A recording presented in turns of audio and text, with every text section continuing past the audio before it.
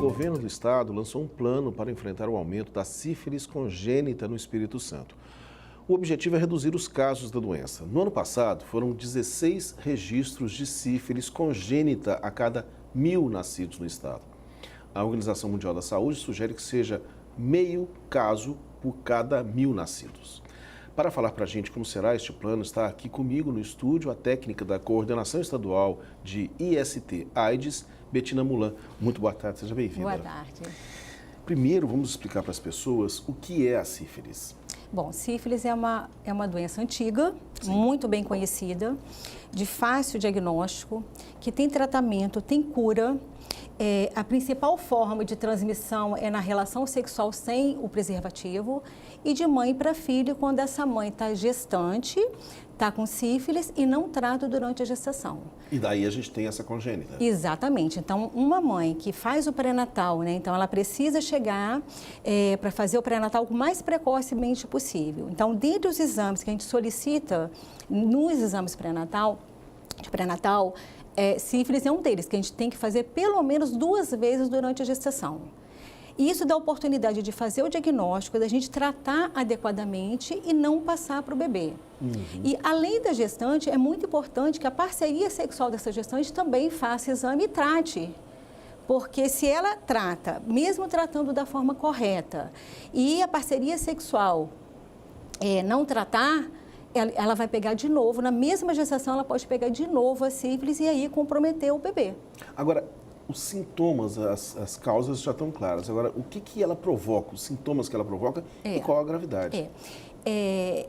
A gente, quando fala em IST, é porque infecção é diferente de doença. Doença, você espera um sinal, um sintoma, uma úlcera, algum sintoma. A sífilis, a grande maioria das vezes, não tem nenhum tipo de sintoma. Você descobre através de testes. Então, existe o teste rápido, que faz e você tem um resultado até meia hora. Certo. E existe exame laboratorial também, que colhe e vai para o laboratório. Então, a grande maioria das pessoas não tem nenhum tipo de sintoma. Quando aparece algum tipo de sintoma, isso eu estou falando da sífilis do adulto e a sífilis da gestante. Certo. Quando aparece, pode aparecer uma feridinha que some mesmo sem tratamento. Depois aparecem umas manchas no corpo que muito se confunde com reação alérgica.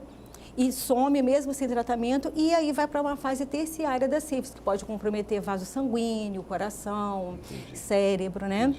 E no caso de uma gestante com sífilis passando para o bebê, pode resultar em aborto, pode resultar em natimorto, ou seja, o bebê morre intraútero. Então, às vezes, é uma criança, né? É uma mãe que está gestante no 7º mês de gestação, por exemplo, e perde esse bebê na gestação. E esse neném pode nascer, né, quando não é tratada a mãe, ter comprometimento mais tardio também. Então, isso tem alguns comprometimentos. Pois é, isso que eu ia perguntar, quer dizer, há uma preocupação, imagino que na Secretaria da Saúde exista uma preocupação geral com o aumento do número de casos de sífilis de maneira, digamos, mais ampla, mas existe um foco no caso das crianças. Por quê? A infecção, ela causa mais problema para as crianças? Pode causar inclusive o óbito, a morte do bebê, né? Então, essa criança, ela pode inclusive morrer intraútero ou logo depois que nascer, ter comprometimentos sérios. E a gente tem como fazer diagnóstico, tratar e curar. Então, é uma doença que quando você diagnostica, você consegue tratamento e cura. Mas a gente precisa que chegar antes, né? Para fazer o diagnóstico no adulto, na gestante, para tratar a gestante, para tratar a parceria de gestante, para que não chegue até o bebê. Então, qual é a orientação que tem que ser dada para as mães? Tá, a orientação, primeiro, se desconfia que está grávida, né?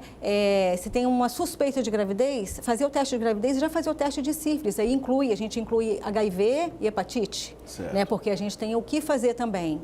Se essa mãe, ela estiver com sífilis, tratar imediatamente, não precisa esperar mais nada, já inicia o tratamento imediato e, no caso da parceria sexual, precisa também tratar. Quer dizer, o parceiro tem que descuidar. Tem que tratar. E se trocar de parceiro, o outro parceiro também tem que tratar. Então, é muito importante que as pessoas tenham essa consciência do pré-natal, da qualidade do pré-natal e da importância. E se quando faz a prescrição, no caso a medicação é injetável, né, que é a penicilina benzatina, se foram prescritas 3 doses, é necessário tomar as 3 doses, mesmo sem nenhum tipo de sintoma, porque a gente normalmente não tem sintoma.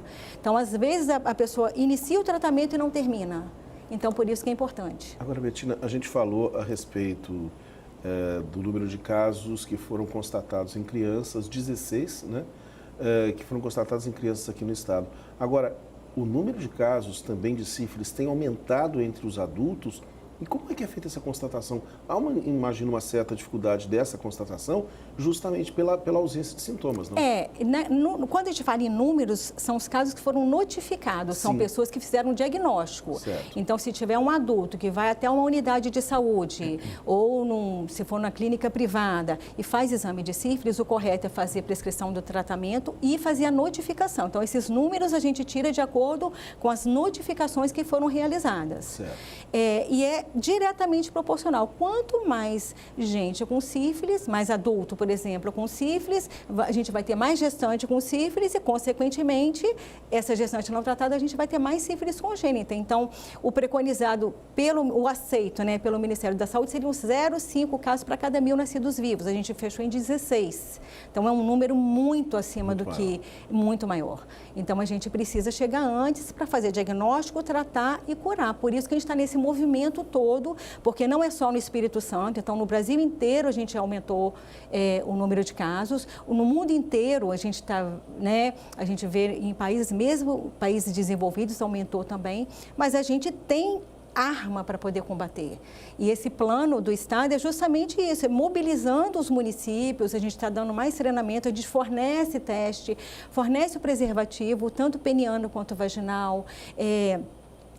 Com frequência, a gente está monitorando os casos e ver onde que está acontecendo erro, onde que a gente está precisando melhorar, onde que está falhando, e a população precisa saber que a responsabilidade, por exemplo, também é dela, de fazer o tratamento. Sim. Agora, só para a gente concluir, os cuidados para evitar a sífilis, eles são os mesmos que são adotados, por exemplo, para evitar o HIV, é isso? A mesma forma de transmissão. Certo. Só que a sífilis, a gente tem um número maior ainda, né? Ah, é? A gente tem um número muito maior de sífilis do que... Coisa, hein? Não, enquanto, por exemplo, a gente tem, o ano passado foram mais de 800 casos de sífilis congênita, a gente fecha o ano, a gente quer 0 caso de criança com HIV, né, comprometida com HIV, a gente tem em torno de 7. Então, a transmissão da sífilis, ela é pior, assim, ela transmite mais.